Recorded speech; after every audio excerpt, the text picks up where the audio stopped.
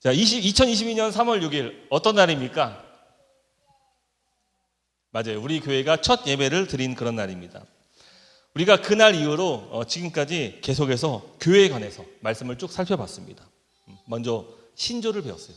우리는 무엇을 믿는가? 그리고 교회 헌법, 교단 헌법을 같이 배우면서 성경적 정치에 대해서 같이 또 생각을 해봤고, 또 지금까지 또 교회로 이 성경적 교회에 대해서 우리가 함께 말씀을 통해서 살펴봤습니다. 우리는 이런 과정을 통해서 계속해서 교회가 되어가고 있어요. 교회가 되어가고 있어요. 특별히 우리의 비전대로 성경적 교회, 선교적 교회가 되기를 간절히 소망합니다. 이제 오늘 대단원의 막을 내리면서 이제 전체적으로 우리 교회가 어떤 교회인지를 살펴보고 우리 설립 과정들을 한번 자세히 나눠볼 수 있는 그런 시간이 되기를 원합니다. 자, 우리 먼저 산위의 교회 역사를 좀 소개하려고 하는데요. 교회 설립일은 이 과정들을 한번 쭉 살펴봤는데, 저희 교회는 2022년 4월 24일 창립 감사 예배를 드렸고 그때로 딱 시작이 되었습니다.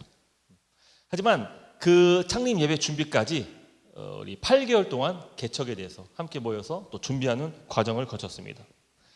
2021년 9월 12일 바로 역사적으로 송파에 위치한 올림픽 공원에서 우리가 첫 대면으로 모임을 가졌던 날입니다. 6명이 모임을 가졌는데 한번 사진을 한번 보여주겠어요? 기억하십니까? 이 첫 번째 모임 올림픽 공원 때, 이거는 여의도 공원 때 같이 이렇게 작년이에요. 딱 정확히 딱 작년 이맘때쯤이었어요. 참 세월 빠르죠. 우리가 이렇게 첫 만남을 통해서 이제 시작을 하였습니다. 돗자리를 펼치고 텐트를 치고, 또 텐트 치면 안 된다고 텐트를 접고 제가 그런 말을 했어요. 10년을 교회에서 사역하면서 이 주일 11시 예배 시간에 이렇게 참된 평안과 쉼을, 안식을 누린 것은 처음이었다. 그런 말을 남겼죠. 또 비록 직접 참여할 수는 없었지만 온라인으로 함께 교회 개척을 준비했던 한현진 성도도 우리 같이 있었습니다. 이렇게 총 7명이서 교회 개척을 준비하는 모임을 가졌습니다. 교회 개척 준비를 위해서 우리는 두 가지에 집중했습니다. 하나는 양육, 그리고 또 하나는 친교였습니다. 양육은 책 한 권을 선정하여서 일정 분량을 함께 읽고 또 그것을 생각을 나누고 토의하는 식으로 모임을 계속 진행을 했었습니다. 가장 먼저 우리 교회 비전인 성교적 교회에 관해서 함께 책을 읽었고, 또 그 이후에 이제 예배를 준비하는 과정 속에 책 2권을 선정해서 예배, 우리 앞으로 산위의교회 예배를 어떻게 드릴지를 함께 연구하고 또 함께 고찰하는 그런 시간들을 가졌습니다. 또 성경 연구 방법론에 대해서도 우리가 배우는 등 이 8개월을 참 알차게 보냈던 것 같습니다. 개척 준비를 위해서 또 다른 우리가 해야 했던 일은 바로 친교입니다. 아무래도 처음 만나다 보니까 우리가 서로 낯설고 어색하고, 그래서 이 첫 만남 참 아직도 기억이 납니다. 그래서 이 윤정이랑 희수가 처음 만나가지고 제가 그 가운데 항상 있었어요. 둘이 행여라도 제가 없어가지고 불편함을 겪진 않을까 해가지고 항상 그 자리에 있었는데, 뭐 이제는 제가 두 사람 사이에 끼면 더 어색한 그런 그런 이제 사이가 돼버렸죠. 그래서 내가 빠져주는 것이 우리 친목 도모를 위해서 더 좋겠구나 그런 생각을 할 만큼 우리가 많이 친해진 것을 알 수 있습니다. 그래서 우리가 한 달에 한 번은 이 친교를 목적으로 다양한 장소를 섭외해서 같이 만났습니다. 그동안 우리가 모였던 곳을 정리하면은 여의도 한강공원, 뭐 올림픽공원, 또 공유주방, 같이 밥도 해 먹고, 그렇죠? 또 미사에 가서 이 멀티룸 빌려가지고 막 당구도 치고 막 노래도 같이 하고, 그때 희수랑 나랑 강남스타일 막 춤추면서 막 부르고 막 다트도 하고, 또 맛있는 음식도 이렇게 시켜 먹고. 아마 이 한 달에 한 번 주일에 우리가 야외 예배로 나들이를 가는 것이 아마 이때로부터 쭉 전통이 이어진 것 같아요. 그래서 저는 좋은 문화라 생각해요. 그래서 앞으로도 우리가 뭐 할 수 있으면은 계속 한 달에 한 번은 우리 예배 장소가 아니라 또 우리 또 공유 시설을 빌리기 때문에 우리는 또 가능해요, 그게. 그래서 이제 벌써 10월 마지막 주 다가옵니다. 준비해야 됩니다. 이것도 일이에요. 빨리 알아보고 하셔야 됩니다. 어쨌든 좋은 전통도 생겨났죠. 만일 우리가 교회에 상가 건물을 임대했다면은 아마 상상을 못했을 아마 그런 일이었을 것입니다. 우리 교회는 주일만 공유 시설을 시간 단위로 빌려 사용했기 때문에 가능합니다. 지난 5월에 제 이제 지인 한 명이 와서 같이 예배를 드렸잖아요. 그때 저에게 막 너무 놀라가지고 막 얘기했던 것이, 아니 예배가 마치고 어떻게 다 같이 식사를 하고 친교를 하냐고. 왜냐면 보통 다들 교회 예배 끝나면 다 집에 가거나 막 같이 밥 먹는 사람도 일부잖아요. 근데 이게 같이 청년들이, 그것도 심지어 청년들이 같이 모여서 이렇게 친교하는 걸 보고 깜짝 놀랐죠.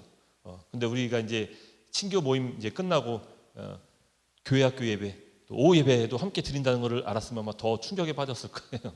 예. 우리는 이 모든 것을 다 함께하는 이런 문화들이 잘 정착이 된 것 같아요. 아마 여기에 원동력은 친교이지 않을까 생각을 해봅니다. 예, 조심스럽게 한번 생각을 해봅니다. 교회가 한 몸이고 한 가족이라면, 약간 이제 윤정이가 기도를 참 잘했는데, 우리가 한 공동체라면은 함께 예배를 드리고 식사를 하고 친교를 나누고 또 함께 시간을 보내고 삶을 나누는 일은 당연한 것이에요. 물론 초대교회처럼 우리가 매일 모일 수는 없지만, 그러나 일주일에 하루 정도는 시간을 딱 구별해서 이날은 우리 교회에서 가족들이 만나는 날로 딱 정해놓고 나머지 시간들은 다 피하고, 그래서 한 날을 함께 보내면서 가족처럼 그렇게 구별해서 살아가는 것, 아마 그 청년이 보기에는 너무 신선하고 충격이었을 거라 생각합니다. 가족이란 이렇게 혈연적인 가족은 탄생하기도 하지만 우리 같은 교회의 공동체는 만들어지는 것이, 그래서 우리는 계속 이제 빌드업 과정, 한 공동체가 되기 위해서 계속 만들어지고 있습니다. 그리고 그렇게 지어져 가고 있는 것 같습니다. 약 8개월간의 준비 기간 끝에 2022년 3월 6일 드디어 역사적인 첫 예배를 시작했습니다. 그 사진도 있나요 혹시? 첫 예배 사진. 이때 이제 누가 등장합니까? 노란 머리 아가씨가 이제 등장을 해요. 그래서 저희 모두에게 충격을 줬죠. 쟤는 뭐 하는 애냐? 머리가 이렇게 센노라냐? 그래서 너 참 머리 예쁘다. 예. 왜냐면 그동안 다들 보면은 특별히 이렇게 미용이나 뭐 이렇게 관심 별로 없어요 우리가. 저부터 해가지고 우중충한데 여기 딱 한 명 딱 노란 머리 아가씨가 들어오면서 교회 분위기가 화사해지죠. 예. 우리가 이렇게 예배를 드리기까지 정말 많은 수고와 헌신이 필요했습니다. 일반적인 교책 교회라면은 외부의 도움을 받아가지고 뭐 준비하든지, 아니면은 이제 목사 가정에서 시작한다면은 모든 일들이 다 담임 목사의 가정에 몫일 거예요. 하지만 산이의 교회는 달랐습니다. 우리는 작은 일부터 큰 일까지 모든 것을 함께 의논했고, 함께 기도했고, 행동으로 같이 옮겼습니다. 가장 먼저 필요했던 것은 예배 장소였습니다. 우리는 시간 단위로 장소를 대여할 수 있는 공유 시설을 사용하기로 결정을 했습니다. 사실 우리가 처음부터 공유 시설을 사용하려고 했던 것은 아니에요. 근데 8개월 동안 말씀을 배우고 생각을 나누고 다 같이 교회 계획을 수립하면서 이제 우리 교회가 일반 교회랑 조금 다르다는 것을 이제 함께 이제 공유하기 시작했죠. 그리고 심사숙고 끝에 상가 임대가 아닌 공유 시설을 사용하기로 했습니다. 이 결정에 대한 신학적이면서 실천적인 이유를 설명하자면, 첫 번째는 교회는 건물이 아니라 사람이기 때문입니다. 일반적으로 개척교회는 장소를 먼저 임대하고 이제 인테리어 시설을 하고, 그리고 이제 사람을 맞이할 준비를 합니다. 그래서 이 교회는 그렇게 준비가 돼요. 하지만 정말 교회가 사람이라면은 먼저 건물을 준비할 것이 아니라 사람이 준비되어야 된다는 것이 저의 신학적인 신념이었습니다. 그래서 우리가 8개월 동안 교회가 되기 위해서 함께 사람으로서 함께 친목을 나누고 또 양육하는 그런 과정을 거쳤습니다. 또 성도들과 함께 공감했던 것은, 이 교회를 통계를 보니까 건물 매입이라든지 뭐 임대라든지 어떤 시설을 한다든지 이 건물 유지비하는 비용이 상당히 많은 것을 함께 나누었죠. 그래서 교회 재정 지출 규모를 보면은 사람보다는 이 건물에 들어가는 비용들이 참 많이 있었어요. 이런 걸 생각하면서 이 교회 재정 지출이 우리가 앞으로 이제 건물보다는 사람에게 더 많은 것을 또 나누고 또 베풀 수 있다면은 교회 건물을 갖지 않는 것이 좋겠다라는 생각을 하게 됐던 것이죠. 한 교회의 슬로건이 제 마음에 잔잔하게 요동을 쳤습니다. 소유보다는 나눔을. 소유보다는 나눔을. 산위의 교회는 앞으로도 교회 건물보다는 구제와 선교에 더 많은 비용을 지출하고자 하는 것이죠.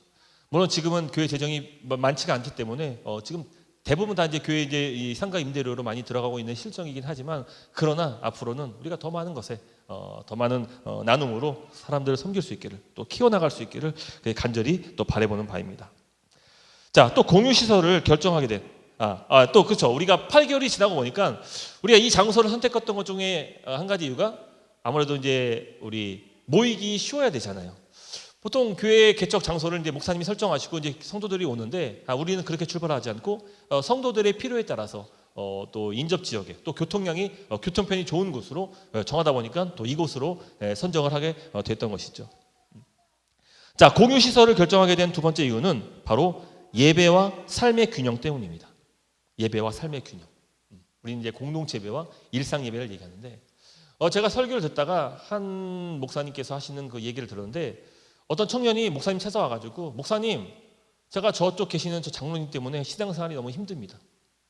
왜 그러냐? 그러니까 저분이 우리 회사 사장님이신데 이 교회에서는 너무 겸손하고 참 잘 섬기시는 장로님이신데 이 회사에만 가면은 그냥 악덕 사장으로 바뀐다는 거예요. 그래서 저분을 보면은 이 마음이 불편해가지고 예배에 집중하기가 어렵다는 것이. 목사님 과연 저 장로님의 진짜 모습은 무엇일까요? 이렇게 질문했대요. 이 목사님의 대답이 참 기가 막혔어요. 여러분이라면 어떻게 대답했을 것 같았어요? 목사님이 이렇게 대답했어요. 둘 다 진짜입니다. 교회에서는 진짜 장로님처럼 그 역할을 하는 것이고 회사에서는 또 사장으로서 그 역할을 하는 것이라고. 근데 진짜 문제는 이거라고. 바로 이중적인 모습도 문제지만 근본적인 문제는 예배와 삶이 분리가 됐다는 것. 이게 가장 큰 문제점이라고. 근데 우리 지금 신앙하는 모습이 정말 그래요. 교회에서는 또 교회다운 모습으로 우리가 신앙생활을 해요. 그렇잖아요. 뭐 목사님이든 집사님이든 뭐 성도든 교회에서는 딱 교회에 딱 맞춤형으로 우리가 열심을 다합니다. 하지만 문제는 일상에서 그렇다는 것이죠. 세상에는 일반 사람들과 똑같다는 것이 구별이 없다는 것이죠. 교회에 나와서만 구별된 삶을 사는 것이죠. 우리 산이의 교회는 선교적 교회를 꿈꾸면서 두 가지 예배를 강조합니다. 하나는 공동체 예배, 또 다른 하나는 일상 예배입니다. 주님은 우리를 교회로 한 몸으로 부르셨어요. 그런데요, 주님은 또한 우리 교회를 세상의 빛으로 파송하시기를 우리를 모으셨다는 것이. 우리는 때로는 모이면서 또 때로는 파송되면서. 그래서 이런 말이 있잖아요. 모이는 교회, 흩어지는 교회. 모이는 교회, 흩어지는 교회. 우리가 그동안 교회에서 신앙생활이 모이는 교회에 집중했다면 이 산유의 교회는 시작하는 단계이기 때문에 한번 흩어지는 교회도 한번 힘을 한번 써보자. 그런 의미에서 우리가 이거를 구체적으로 실천하기 위해서 예배 아예 사용하지 못하도록 건물을 임대하지 않고 딱 몇 시간만 빌려서 사용을 하게 된 것이죠. 너희는 세상의 빛이라. 산 위에 있는 동네가 숨겨지지 못할 것이요. 바로 우리 교회가 하나님께 받은 말씀입니다. 교회에서 빛으로 드러나는 것이 아니라 세상에서 만인들 앞에서 일상 예배를 통해서 우리가 구별된 삶을 통하여서 제자의 삶으로서 교회에서만이 구별된 것이 아니라 일상생활에서도 함께 그와 같은 제자의 삶을 살아가고자 우리가 힘써 실천을 해본 것이죠. 물론 상가 임대나 교회 건축을 반대하는 것은 절대 아닙니다. 필요하다면 해야 돼요. 필요하면 있어야겠죠. 다만 산위의 교회는 시작했던 교회이기 때문에 우리의 비전과 방향이 명확해질 때까지 조금 도전적인 실천을 했다는 것이죠. 많은 불편함이 있습니다. 많은 불편함이 있어요. 오늘도 아침에 보면 아시겠지만 매주 설치하고 이렇게 반복하다 보니까 예배 시간이 지연되는 그런 뭐 일들도 있고 앞서서 직원분께서 뭐 그러니까 평소에는 하지도 않더니만 오늘 유리창을 이렇게 막 소리를 막 딱딱 소리 내면서까지 막 유리창을 닦으시는데 뭐 그분은 그분의 역할을 열심히 다한 거니까 그걸 우리가 뭐라 할 수 있는 건 아니죠. 여러 가지 우리가 불편함을 감수함에도 불구하고 그러나 우리는 실천적으로 한번 공동체 예배와 일상 예배 그 삶의 균형을 한번 맞춰보겠다 그런 의미죠. 여러분 근데 오해하면 안 돼요. 우리가 예배 모임을 한 번뿐이 안 갔다 보니까 뭐 일상 예배에 무관하게 그러면 안 돼요. 우리의 무게 중심을 좀 더 일상 예배 쪽에 두자는 것이죠. 또 그렇게 실천할 수 있는 그런 교회가 되기 위해서 우리가 공유 시설을 임대했습니다. 자, 이제 본격적으로 예배 장소를 알아봤습니다. 약 2달 동안 장소를 찾았고 마음에 드는 곳이 있으면은 우리 성도 모두가 함께 직접 방문하여서 봤죠. 또 시행착오를 줄이기 위해서 주일에 직접 사용해보고 함께 평가를 나눴습니다. 그렇게 최종적으로 2군데가 선정이 됐습니다.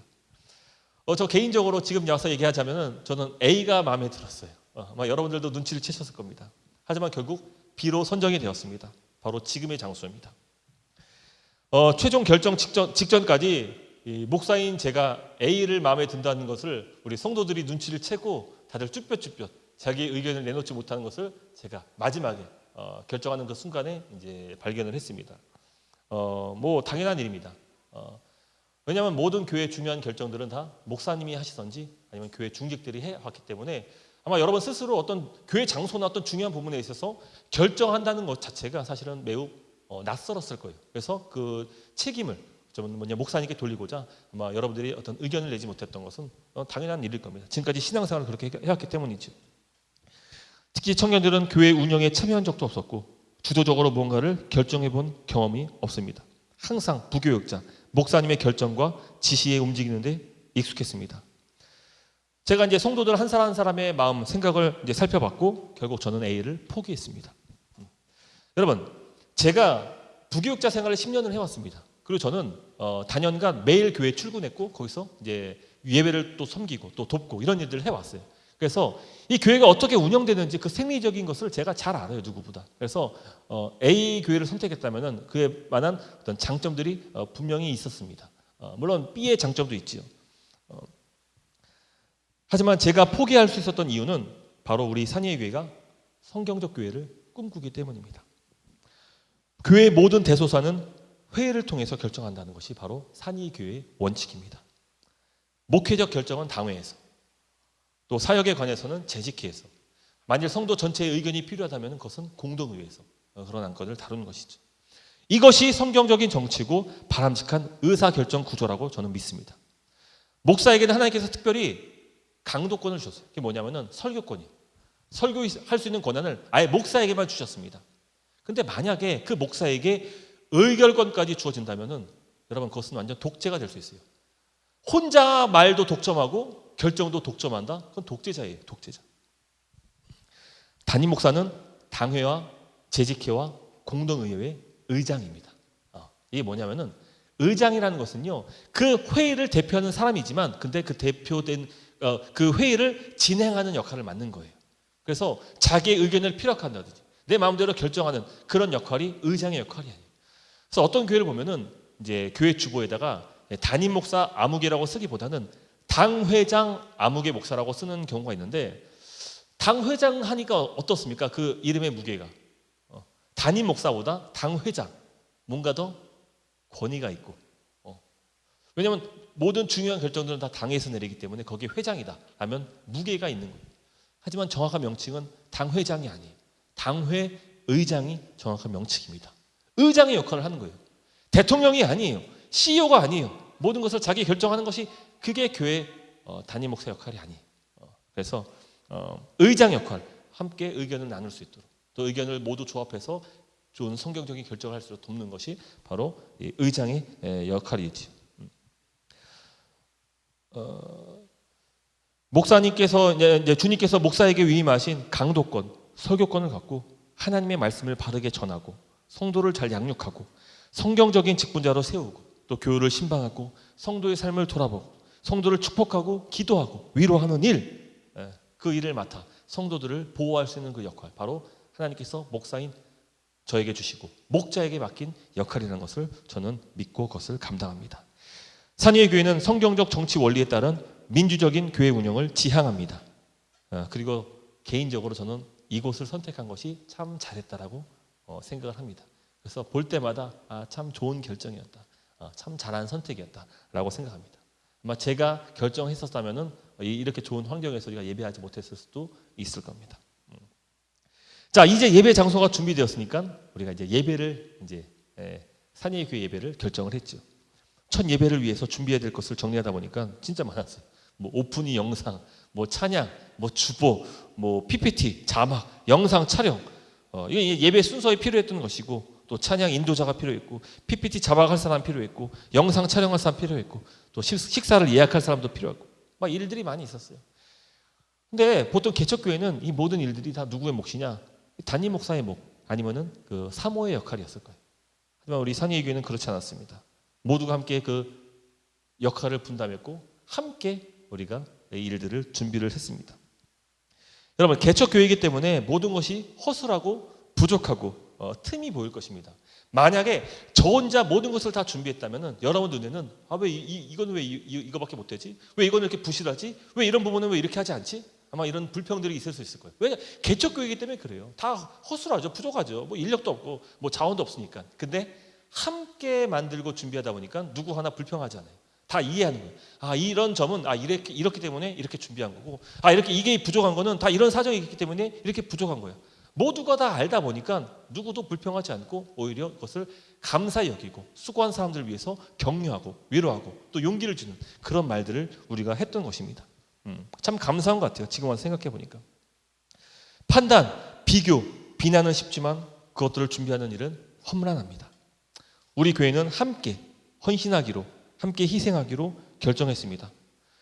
어떤 성도 한 명은 한 달 동안 예배 때 필요한 음원을 제작해 주었고, 심지어 남편과 이웃까지 동원해가지고 이제 MR을 준비해 줬죠.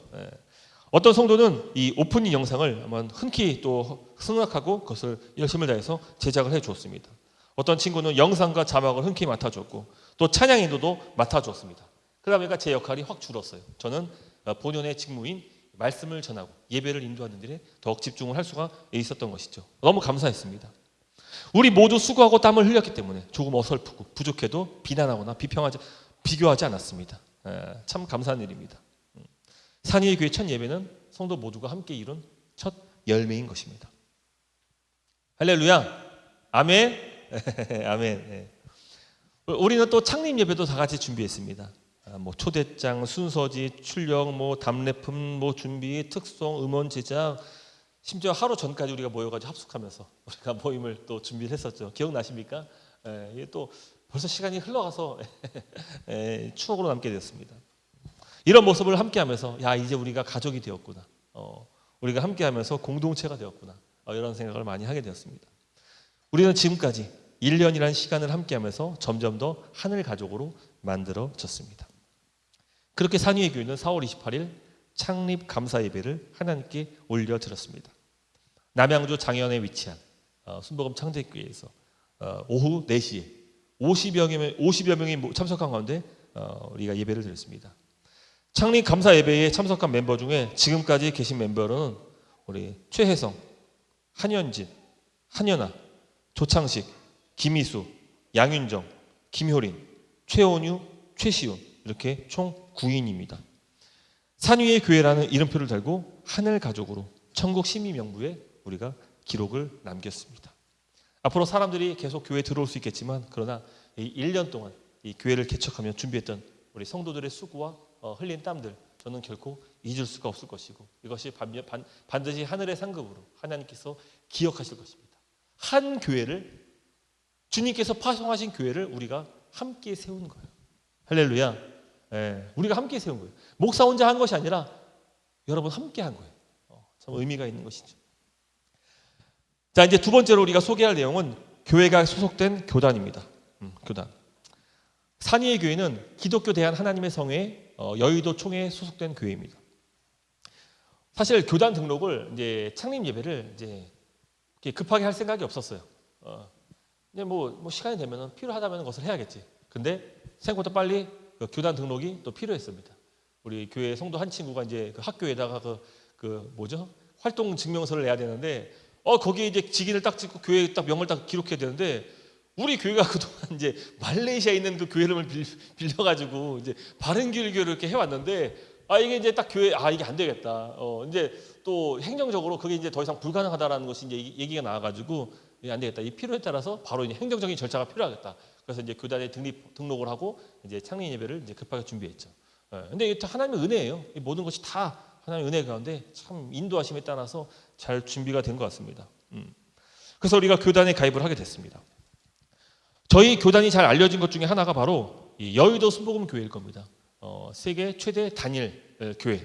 그래서 성도수가 약 70에서 75만. 그건 어마어마한 숫자입니다. 그러니까 저희 교단에 가입된 그 성도수가 150만 명인데 거기에 절반이 한 교회가 차지하고 있는 거예요. 엄청난 거죠. 물론 지금은 여러 가지 사정으로 많이 성도가 줄은 것으로 압니다. 우리 기독교 대한 하나님의 성의 교단이 성장할 수 있었던 이유 중에 하나가 바로 그 시기가 이 순복음 교회가 설립됐던 그 시기가 언제냐면은 1953년 4월 8일입니다. 언제입니까? 이때가 바로 한국 전쟁이 딱 끝나는 그 시점과 맞물립니다.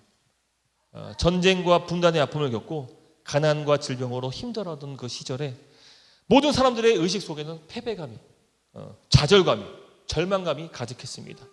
그때 우리 조용기 목사가 등장하여서 오중복음과 삼조 축복이라는 이름으로 사람들에게 희망을 전했습니다.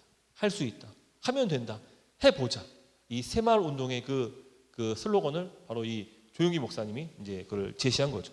그래서 사람들에게 희망을 전하기 시작했어요. 지금은 힘들지만 아니다, 하나님이 우리를 반드시 위로하시고 힘주시고 회복시키시고 우리를 축복하실 것이다. 희망의 복음을, 메시지를 전했습니다. 그리고 실제적으로 우리 삶이 많이 좋아지고 이제는 어느덧 세계에서 가장 OECD 가입국 중에서도 상위권에 차지하는 그런 이제 나라가 되었던 것이죠.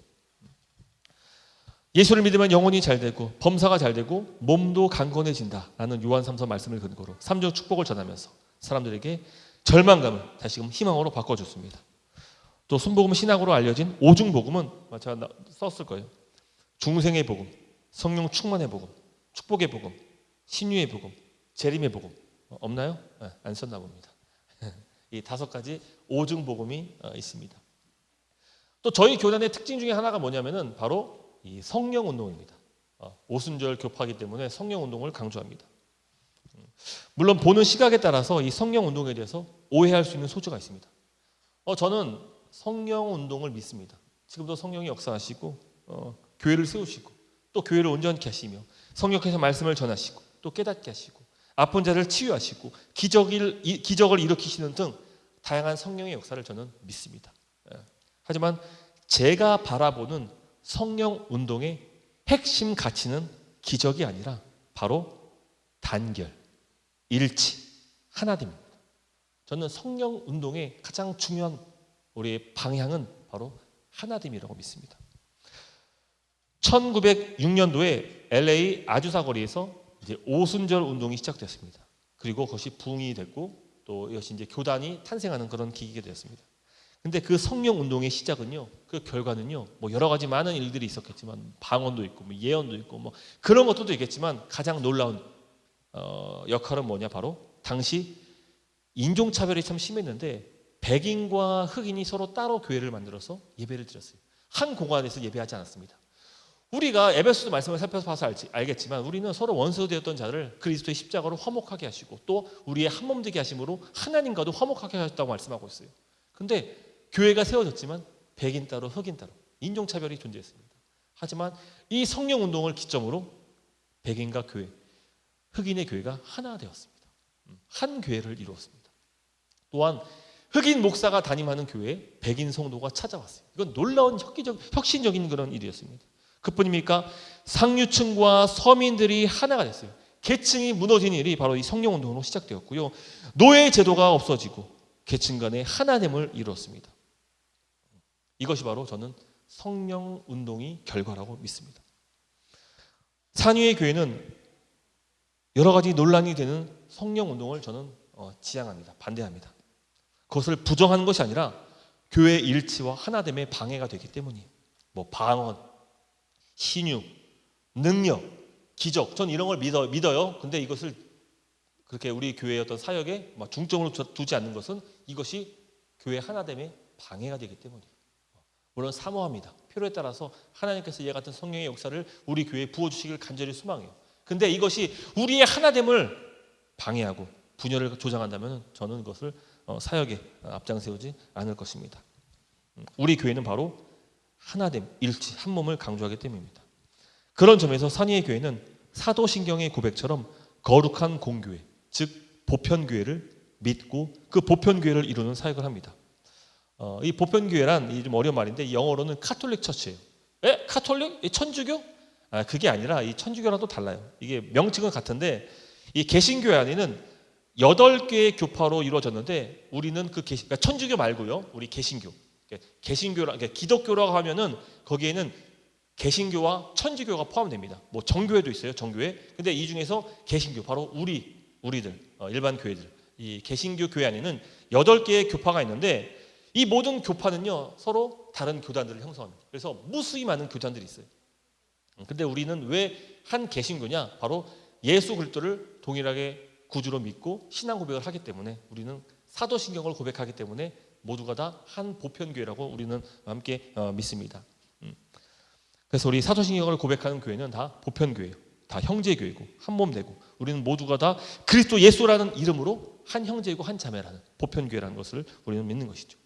비록 산예교회가 기독교 대한 하나님의 성회라는 교단에 소속된 교회지만, 저는 교단보다 더 상위되는 그 개념인 보편교회를 추구하는 것이, 산예교회의 특징 중 하나가 바로 보편교회를 지향한다는 것입니다. 산예교회는 오직 예수 그리스도의 십자가로 말미암아 하나됨을 믿고요, 또 산예교회는 민감한 신학적인 주제와 교단 정서가 담긴 신앙을 강조하기보다는 모든 교파가 공감하고 공유하고 본질로 붙잡는 내용과 신앙을 지향하며, 산예교회는 서로 교단과 교리가 다르다는 것을 인정하고 용납하며 서로를 탐구하고 배우기를 노력하며 좋고 유익한 것은 순수하게 교단 색깔과 상관없이 순수하게 받아들일 것이고, 산예교회는 교회의 하나됨과 보편교회를 이루는 정신을 갖고 그렇게 앞으로도 세워질 것입니다. 근데 제가 이와 같은 보편교회를 강조하게 된 계기가 있어요. 왜냐하면 우리 교회가 시작됐을 때 아까 얘기했지만 8개의 교파로 이루어졌다고 했잖아요. 근데 그중에 거의 80%, 90%는 다 우리나라는 4개의 교파에 다 소속되어 있습니다. 그러니까 우리나라 교인들의 90%는 4개의 교파예요. 근데 그 교단이 뭐냐? 그 교파가 뭐냐? 바로 하나가 장로교, 또 하나가 감리교, 성결교, 그리고 우리 오순절, 4개의 교파예요. 근데 우리 성도 구성원들이 처음에 시작했을 때에 장로교에서 오고 감리교에서 오고 성결교에서 오고 순복음에서 오고 그러다 보니까 이게 사역이 쉽지가 않은 거예요. 다들 각자의 색깔을 존중해주고 싶고, 모든 그 자랐던 그 교회 교단의 그 정치를 또 교리를 인정하고 싶은 그 마음이 있었는데, 이게 또 나는 또 순복음 목사고 이게 쉽지가 않은 거예요. 그 방향을 정하는데. 그래서 우리 교회는 특별하게 시작된 교회이기 때문에 하나님께서 이것 또한 우리의 부르심으로 저는 이제 생각하고, 그래, 우리가 추구해야 될 것은 어떤 교단이 아니라 보편교회, 교단보다 상위 개념인 이 보편교회를 이루기 위해서 우리는 함께 교단 교파 다르지만 한몸됨으로 형제로 인정하고, 이들의 교리나 가르침들을 배척하지 않고 순수하게 받아들이고, 우리가 배울 것이 있으면 그거 수용하고. 그래서 우리 산예교회는 비록 오순절 교파이지만 장로교의 색깔도 가져올 거고, 또 장로교에서 가르치는 교제도 갖고 올 거예요. 또 감리교에서 가지고 오는 그 어떤 소그룹 어떤 이 경건 운동의 모습들도 가져올 것이고요. 또 성결교단만의 어떤 열정과 패기, 이런 것들도 우리는 가져올 거예요. 다 가져올 거예요. 그래서 좋다면은, 이것이 우리 교회됨의 하나됨과 일치에 좋다면은 얼마든지, 물론 또 주의해야 될 것도 있겠지요. 어쨌든 그런 우리는 목표를 가지고 있다는 것입니다.